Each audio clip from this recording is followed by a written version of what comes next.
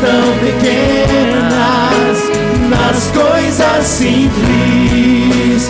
Fala, Senhor, preciso ouvir tua voz. Eis aqui o teu servo, fala no irmão na palavra, Senhor, e no meu coração.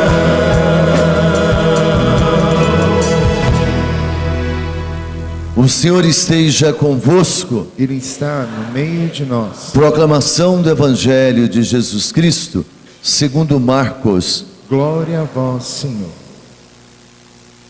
Capítulo 1, na página 1322. Marcos, capítulo 1, na página 1322, versículo 12. E logo o Espírito o impeliu para o deserto. Aí esteve 40 dias, foi tentado pelo demônio, e esteve em companhia dos animais selvagens, e os anjos o serviam. Depois que João foi preso, Jesus dirigiu-se para a Galileia, pregava o Evangelho de Deus e dizia: completou-se o tempo, e o reino de Deus está próximo. Fazei penitência e crede no Evangelho.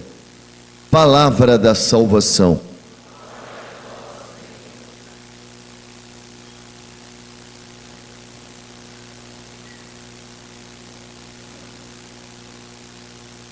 Nós ouvimos em Gênesis que Deus faz aliança com o homem.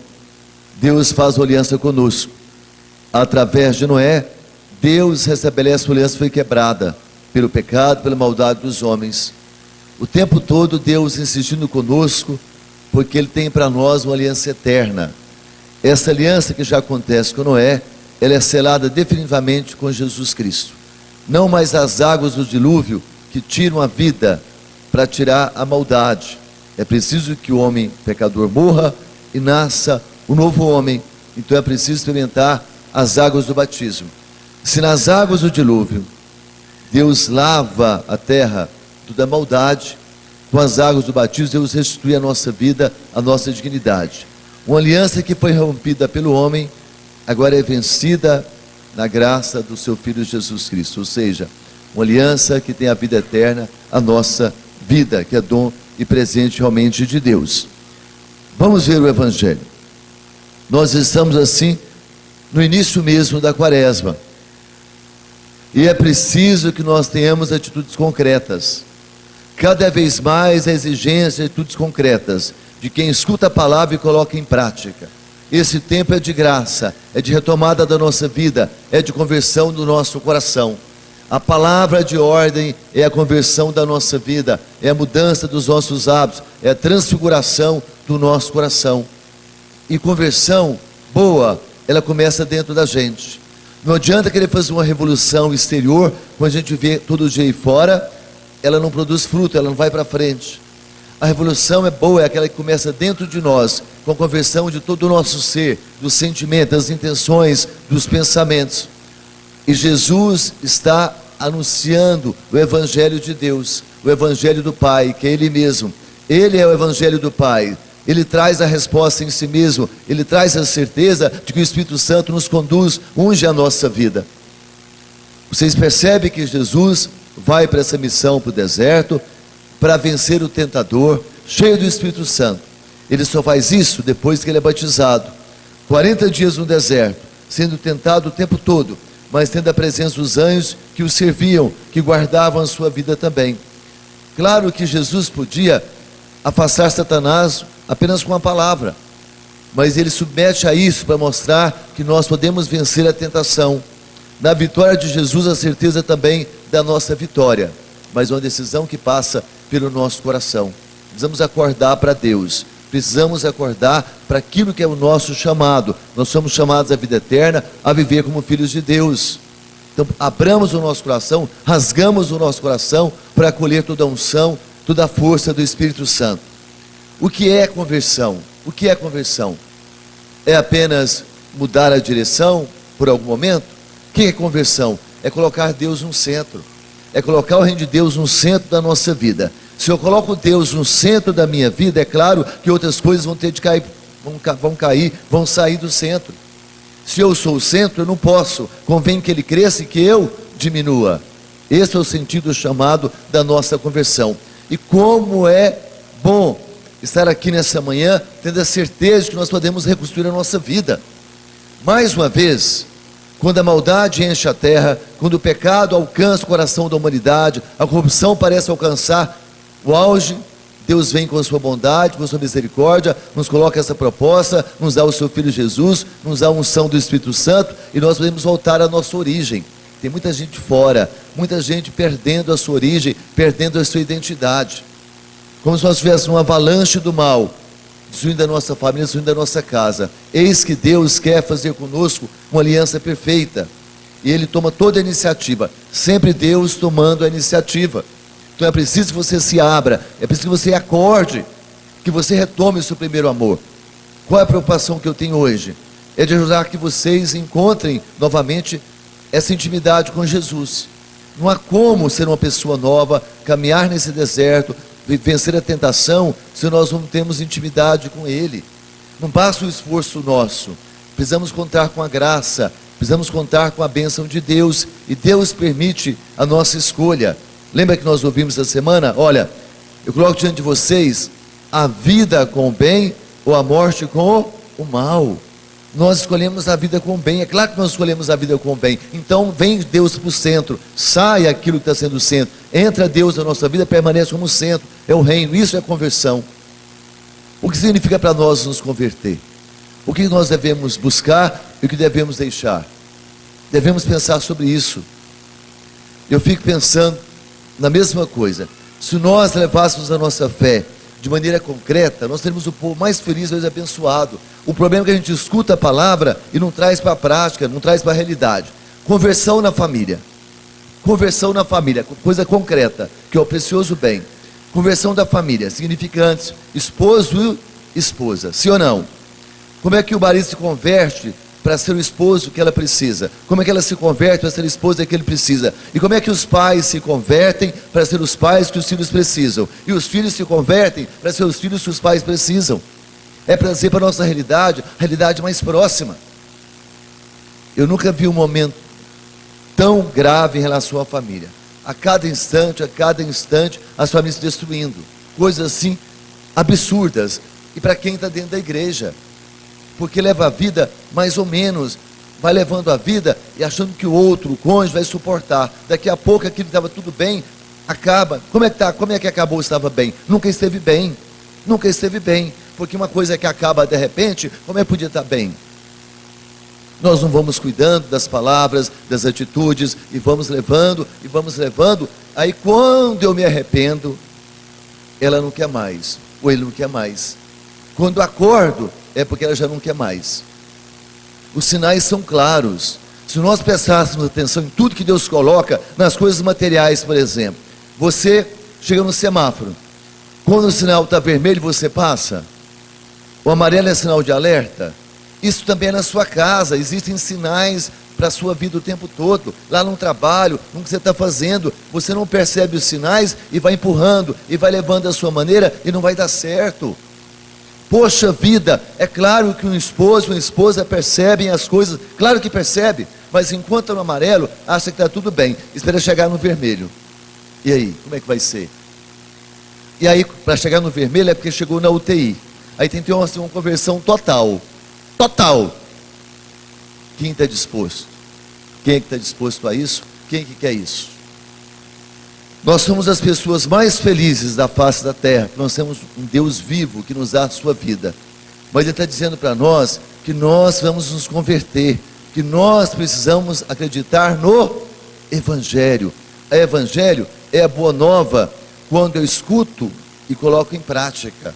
Não é boa nova simplesmente pelo sentido da palavra. É boa nova na sua vida, na minha vida, quando nós colocamos em prática. Nós não podemos sair daqui sem uma decisão. Nós não podemos sair daqui sem a determinação de conversão, de luta pela salvação da nossa casa e do mundo inteiro. Primeiro domingo da quaresma, o que já mudou na minha vida? Quais atitudes que eu já tomei? a penitência que eu estou fazendo, o jejum que eu estou praticando. E Deus tem sido conosco, e quem acompanha o Papa Francisco, o tempo todo ele está dizendo, o jejum que vocês devem fazer é o jejum proposto pelo profeta Isaías, pelo próprio Jesus Cristo. É um jejum que tem compromisso com a vida. O que adianta você deixar de comer carne, se simplesmente fica consigo mesmo?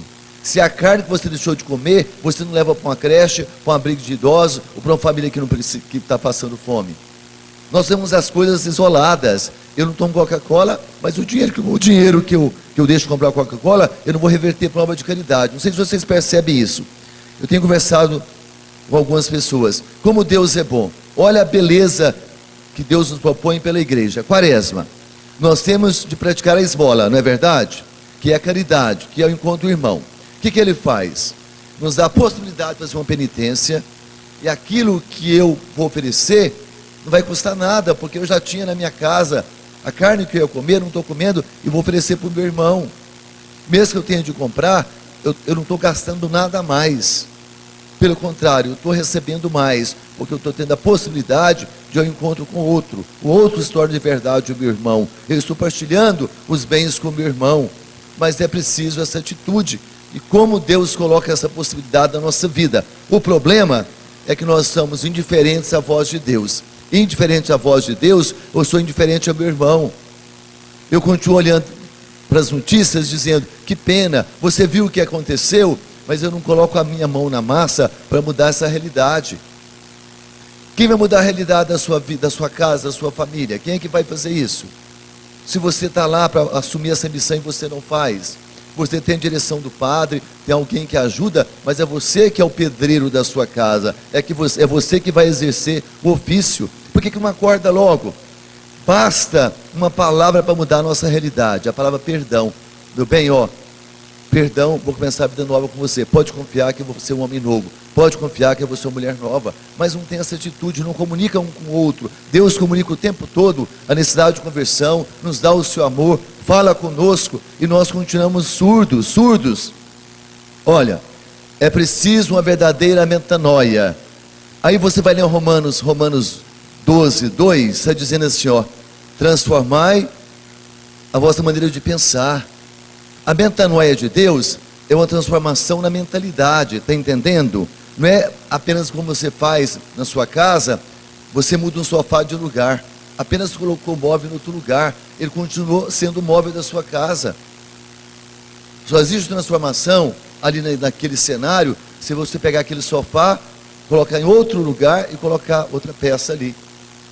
Essas coisas precisam falar conosco, nós vamos ser práticos da nossa fé. A nossa fé é para ser vivida, e você tem que tomar essa atitude, e Deus tem falado conosco o tempo todo.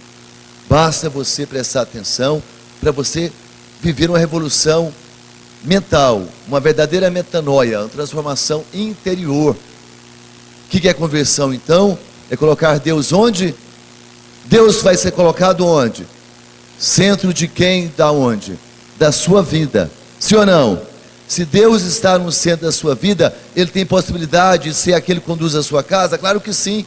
Imagina que na sua casa você é a única pessoa que tem Jesus no centro. E se você vive essa centralidade, vai dar jeito, vai influenciar a sua casa, vai influenciar a sua família. Mas é preciso isso.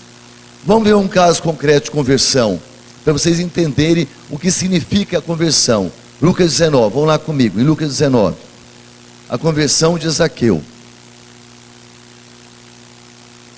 Página 1374. 1374. Vamos comigo, desde o primeiro versículo. Jesus entrou em Jericó e ia atravessando a cidade. Havia aí um homem muito rico, chamado Zaqueu, chefe dos recebedores de impostos. Ele procurava ver quem era Jesus, mas não o conseguia, por causa da multidão, porque era de baixa estatura. Zaqueu tinha uma intenção, sim ou não? Qual a intenção de Zaqueu? Ver Jesus. Estava com dificuldade para ver Jesus? Sim ou não? Ele queria ver Jesus de longe ou de perto? De perto. Tem muita gente aqui na igreja vendo Jesus de perto, apenas como espectador. Já vai ao cinema, achou interessante, vai embora, faz um comentário e volta para a vida normal. Zaqueu queria ver Jesus de perto. Ele não estava conseguindo ver, por quê mesmo? Porque o tamanho dele não ajudava. O tamanho da nossa fé está desse jeito, não ajuda a ver ninguém, muito menos Deus. A minha fé está desse tamanhozinho. Eu posso, não vou ver nada, porque eu não tenho fé para ver. Os milagres só acontecem para quem tem fé. É impossível ver um milagre se você não tem fé. Mas as pessoas que têm fé, elas veem milagre. Quer ver um exemplo? Olha que para mim é milagre, coisa simples. Na quarta-feira, fazendo visitas, a última visita foi no HDT. Eu fui ver aquele rapaz que a gente tirou da rua que está no HDT. Simplesmente para vê-lo, não fui para ver outra pessoa. E quem esteve aqui quarta-feira ouviu isso. Aí me chamam para ir outro quarto. Lá tinha uma senhora, lá da Bahia, acompanhando o cunhado, que está doente. E ela diz: padre, eu nunca faltei a missa na quarta-feira de cinzas, está velha a filha, mas hoje eu não tenho como ir, eu não sei andar. O que eu fiz? Trouxe ela para a igreja. Então foi simplesmente porque eu tinha de passar no quarto, porque era uma mulher de fé, que rezava e era fiel a Deus, e nessa pequena coisa Deus agiu. Ontem à tarde, fazendo visita, tinha 3 visitas aqui no setor. Fomos a uma casa aqui. Chego lá, a pessoa que eu ia visitar estava no quarto. O que aconteceu com ele? Ele havia passado mal e caído, problema de coração. A senhora dele, idosa, estava com o neto, simplesmente deixou ele na cama e não olhou mais. Se nós não chegássemos naquele momento, o que tinha acontecido com ele? Você está entendendo que Deus coloca a gente no lugar certo? Só que eu não podia estar lá no HDT, simplesmente para ir no quarto e abençoar. Exigiu uma atitude minha. Exigiu que eu pegasse aquela mulher, colocasse no carro e depois pedisse que alguém da comunidade fosse levar, porque eu não poderia fazer isso. Então, conversão exige o que então? Esforço. Exige o quê? Atitude. Ler a palavra de Deus, rezar com o irmão, participar de uma palestra, de um retiro. Esse senhor, nós chegamos lá, tivemos que ligar para um filho, o filho ia demorar, tivemos que colocar dentro do carro e trazer para o pronto-socorro da paróquia, porque tinha uma médica aqui ainda para atender. Vocês estão entendendo? Como Deus é generoso conosco. Mesmo comigo tem sido assim. Deus tem colocado tudo diante dos meus olhos e da comunidade para a gente tomar a atitude que precisa ser tomada. Como Zaqueu. Zaqueu quer ver Jesus, ele tem que tomar uma atitude. Ele tem que tomar uma atitude. E eu disse que conversão é metanoia, transformação total da maneira de que mesmo? De viver. De viver. Sobretudo da maneira de pensar. Não adianta mudar o físico se o pensamento é o mesmo. Não adianta. Olha aqui para mim. Vocês são casados. A esposa diz: meu bem, por favor, muda. Aí ele muda só na cabeça. Você está observando, dizendo assim: você acha que você me engana? Você está mudando só nas palavras, as atitudes suas não mudaram. Ninguém vai enganar, e muito mais a Deus. Continuando, versículo 5. Chegando Jesus àquele lugar, ele levantou, não, só um pouquinho, versículo 4. Ele correu adiante, subiu a um sicômoro, para o ver quando ele passasse por ali. Quando ele passasse ali, ele poderia ver. Mas como ele é de baixa estatura, teve de subir numa árvore, sim ou não? Aí vamos versículo 5 agora. Chegando àquele lugar, e levantando os olhos, viu e disse-lhe: Zaqueu, desce depressa, porque é preciso que eu fique hoje em tua casa. A intenção de Zaqueu era que Jesus ficasse na sua casa? Não, era ver Jesus. Só que Jesus percebeu o desejo dele e vai além. Deus sempre vai além quando nós temos retidão no nosso coração. Você pode ser a pior pessoa diante dos homens, a mais pecadora, mas se você tiver uma intenção reta, vai dar certo. Deus só quer retidão no nosso coração, e Deus nos levanta na retidão. Pode ter certeza, eu pequei, você pecou, caímos, mas Deus conhece a retidão, e Ele deu outra chance, como deu para a humanidade através de Noé, e como salva o seu povo através do seu filho Jesus. Então Jesus, vou ficar hoje na sua casa. Foi isso ou não foi? Aquilo que era para ser apenas uma visão, olha, eu vi Jesus, vou lá em Roma, eu vi o Papa estava pertinho de mim, até encostei nele. Zaqueu não apenas encostou, não. Jesus quis ir na casa dele. Jesus quer ir à sua casa? Sim ou não? Mas você quer que ele vá? O que você está fazendo? Vendo novela? Vendo Big Brother? Vendo feliz para sempre, Jesus não vai entrar nunca na sua casa quando você estiver vendo um programa desse. Na pornografia, na internet, tá bom? Não pode ter certeza que não vai, porque aí não tem retidão no coração. Se você tivesse feito isso antes e arrependido, eu quero Jesus, é outra história. Você diz que quer e continua fazendo as mesmas coisas, como é que vai acontecer? Não tem como ser um povo novo, uma família feliz, uma família bem-aventurada. Continuando, versículo 6. Ele desceu a toda pressa e o recebeu. Zaqueu ficou preocupado. Minha casa não está arrumada, eu não preparei. Alegremente o recebeu Jesus na sua casa. Basta receber Jesus? Tem que receber de que jeito? Com alegria. Tem gente que vem para a igreja, é peso receber Jesus, é peso ouvir uma palestra, é peso fazer o que Deus pede. Como é que faz? Tem de ser alegremente, com alegria, tem que ser cantando louvores a Deus. Olha o processo de conversão de Zaqueu, versículo 7. Vendo isso, todos murmuravam e diziam: ele vai hospedar-se em casa de um pecador. E todos aqueles, somos todos nós, que apontamos o dedo dizendo: Jesus, na casa daquele pecador. Já viu? Eu não sei porque acontece isso comigo, eu sou tão bom, eu vou na igreja e para aquele safado lá acontece tudo de bom, e para mim só acontece tragédia. Olha nos olhos de Deus, escuta a voz de Deus e vê se esse pensamento seu está correto. Olha depois do Salmo 36 em casa, anota para você olhar depois, você vai ver se é desse jeito. Olha com verdade a sua retidão diante do Senhor. Versículo 8. Entretanto, Zaqueu, entretanto, de pé diante do Senhor, disse-lhe: Senhor, vou dar a metade dos meus bens aos pobres. E se tiver defraudado alguém, resturei 4. Esse homem era pecador, muito pecador. Deus entrou na casa dele, na casa simplesmente para sentar à mesa para fazer uma refeição. Em qual casa Deus entrou de verdade? No coração dele. Mudou a vida dele. Jesus disse: ó, você está vendo seu irmão falando que você é um pecador, que você não presta, você está roubando todo mundo? Se você não der o dízimo para mim, dar isso para a igreja, você está fora. Disse alguma coisa? O que significou para Zaqueu encontrar-se com Jesus? Repete a pergunta comigo. O que significou para Zaqueu encontrar-se com Jesus? Fala para o seu irmão, o que significou? O que significou para Zaqueu encontrar-se com Jesus? Fala para o seu irmão aí, partilha. O que significou de verdade para Zaqueu encontrar-se com Jesus? Significou alguma coisa? Sim ou não? Mudou de vida? Olha o que significou. Versículo 8. Senhor, vou dar metade dos meus bens a quem? E se tiver roubado alguém, vou fazer o quê? Quádruplo. Significa atitude concreta.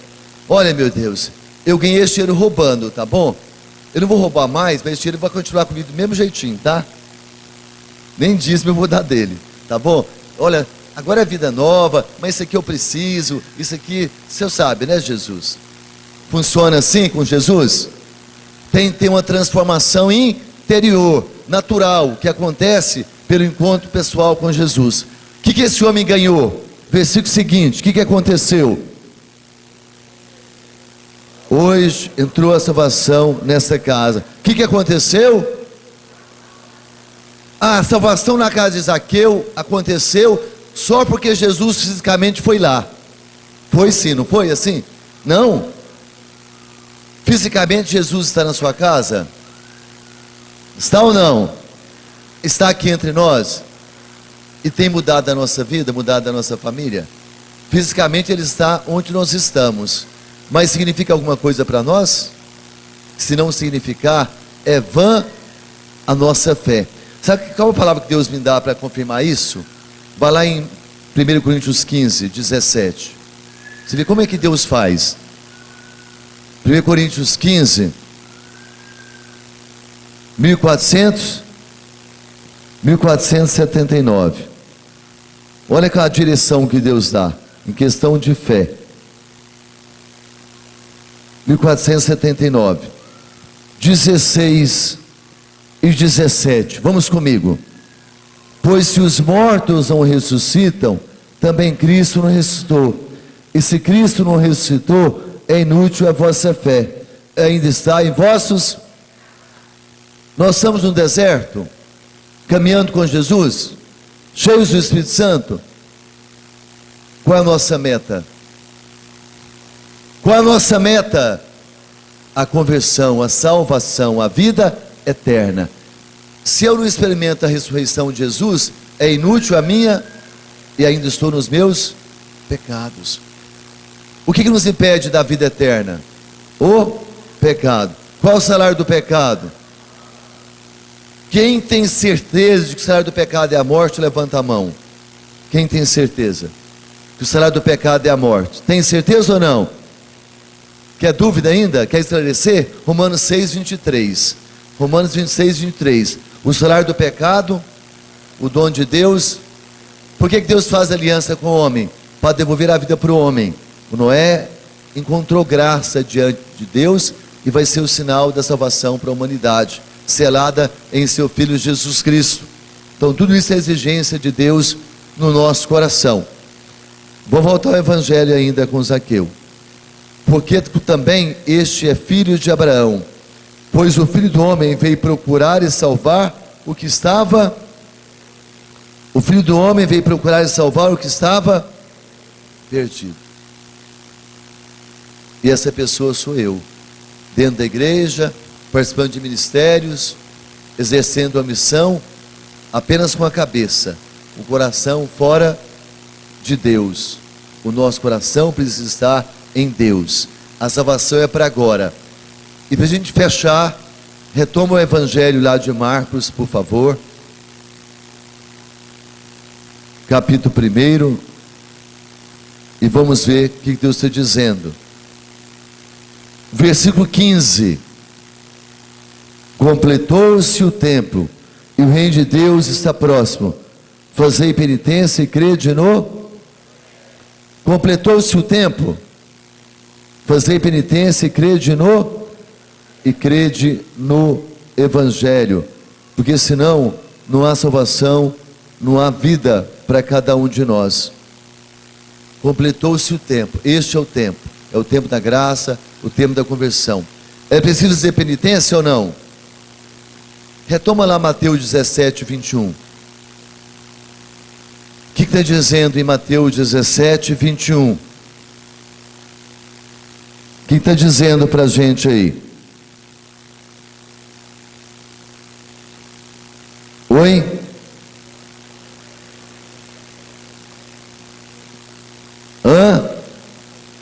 Jejum e oração. Essa espécie de demônio já pode ser jogada fora através de jejum e de oração. Jejum é penitência? Sim ou não? Penitência. Nós somos cristãos católicos. Fazemos jejum? Só para fazer um nível aqui, só para ver um nível prático. Quem fez jejum nessa sexta-feira, levanta a mão. Se nem na sexta-feira da quaresma eu faço jejum, vou fazer quando? O demônio é para ser vencido com jejum e oração, sim ou não? O que Jesus fez lá no deserto? Jejum e oração. Quando é que o demônio apareceu para tentá-lo assim para valer? Quando Jesus teve fome. É impossível que a partir de hoje, você que está aqui, escutando a palavra de Deus, não faça jejum, pelo menos na sexta-feira. Padre, não, eu não estou comendo carne na quaresma. Isso é jejum? Não, isso é uma abstinência parcial. E uma penitência que eu estou fazendo extra. Mas o jejum é completo. Sim ou não? Jejum é importante? Pergunta ao seu irmão se é importante. Não, pergunta para ele e para ela. Jejum é importante? O que ele falou? Ele falou que sim ou não? Ou então olha para ele e fala assim, larga de ser hipócrita, por que você não faz então? Fala para ele e para ela, porque não vai resolver nada, né? Tudo bem, gente? Jesus anuncia o Evangelho de Deus, conversão e crer no Colocar Deus no centro da nossa casa, da nossa vida. Vamos ajudar vocês aqui então. Vamos lá, coisa prática. Podemos continuar no ritmo da TV, da internet? Não. Começa por aí. Atitudes que vão mudar o ambiente da nossa casa, que vão trazer alegria e a salvação. Creio em Deus Pai, céu e da terra,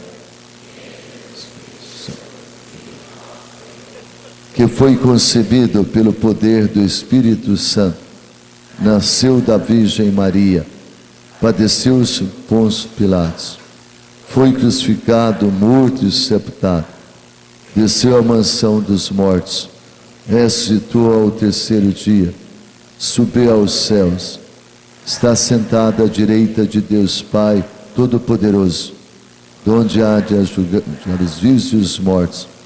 Creio no Espírito Santo, na Santa Igreja Católica, na comunhão dos santos, na remissão dos pecados, na ressurreição da carne, na vida eterna. É possível caminhar para a Páscoa sem a unção do Espírito Santo? É possível, gente? Então levante as suas mãos e diga: Espírito Santo, eu preciso da tua ajuda, da tua graça. Eu quero estar com o teu caminho, na tua presença. Eu quero receber de ti, Espírito Santo, toda a direção, toda a força do teu amor. Espírito Santo, como Jesus no deserto é conduzido por ti, eu quero estar conduzido também. Vem, Espírito Santo, com o teu poder, vem com a tua força, vem com a tua misericórdia, vem, Espírito Santo, e vamos cantar buscando a unção de Deus. Preciso de tua graça, Senhor. Roda em teu Espírito de amor e faz em mim a tua obra, renova o meu viver, meu viver. Preciso de tua graça, canta forte. Preciso de tua graça, Senhor. Rodai-me teu Espírito de amor, Rodai-me teu Espírito de amor e faz em mim a tua obra, renova o meu viver, meu viver. Derrama as tuas bênçãos, Senhor. envia-me teu fogo abrasador, Envia-me teu fogo abrasador. em ti eu quero ser um novo ser, Em ti eu quero ser um novo ser, um novo ser. derrama as tuas bênçãos, Senhor. Derrama as tuas bênçãos, Senhor. Envia-me teu fogo abrasador. Em ti eu quero ser um novo ser, um novo ser. Diz para Deus, se você quer ser mesmo esse homem novo, essa mulher nova, levanta a sua voz. É você que decide isso, é você que escolhe. Se você quer ser uma pessoa nova, uma pessoa feliz, uma pessoa bem-aventurada, diga para Deus que você quer retomar sua intimidade com Ele, ser um homem de fé, uma mulher de fé, uma pessoa segundo o coração dEle, que é Pai. Vai pedindo ao Senhor que renove a sua vida, renove o seu coração. Pega a sua Bíblia e permaneça em pé, por favor, para a gente entender a urgência da nossa conversão. Vamos lá, página 1287. Página 1287, Mateus 3, versículo 10. Mateus 3, versículo 10. Vamos ler juntos? O machado já está posto à raiz das árvores.